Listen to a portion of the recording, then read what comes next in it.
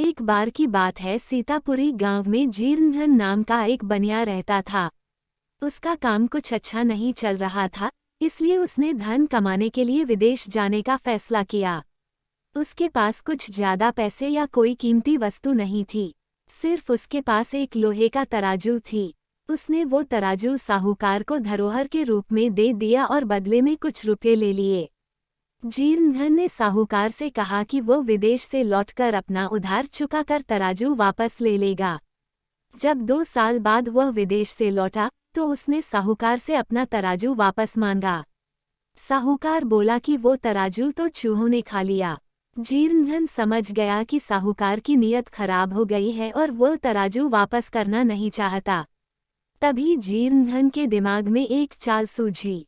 उसने साहूकार से कहा कि कोई बात नहीं, अगर तराजू चूहों ने खा लिया है तो इसमें तुम्हारी कोई गलती नहीं है, सारी गलती उन चूहों की है।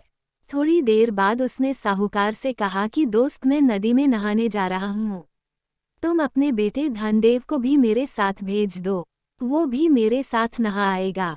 साहूकार जीर्णधन के व्यवहार से बहुत खुश था, इसलिए उसने जीर्णधन को सज्जन पुरुष जानकर अपने बेटे को उसके साथ नहाने के लिए नदी पर भेज दिया। जीर्णधन ने साहूकार के बेटे को नदी से कुछ दूर ले जाकर एक गुफा में बंद कर दिया।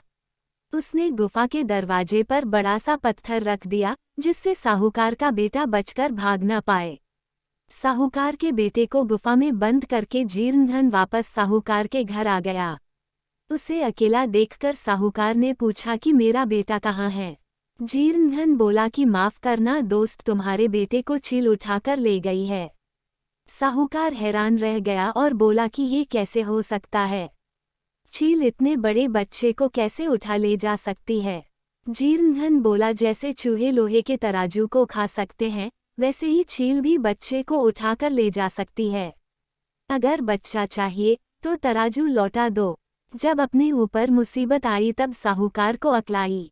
उसने जीर्णधन का तराजू वापस कर दिया और जीर्णधन ने साहूकार के बेटे को आज़ाद कर दिया। कहानी की सीख, जो जैसा व्यवहार करता है उसके साथ वैसा व्यवहार करो, ताकि उसे अपने गलती का एहसास हो जाए। सुनने के लिए धन्यवाद। मेरा चैनल सब्सक्राइब करें, लाइक और शेयर भी करें। धन्यवाद।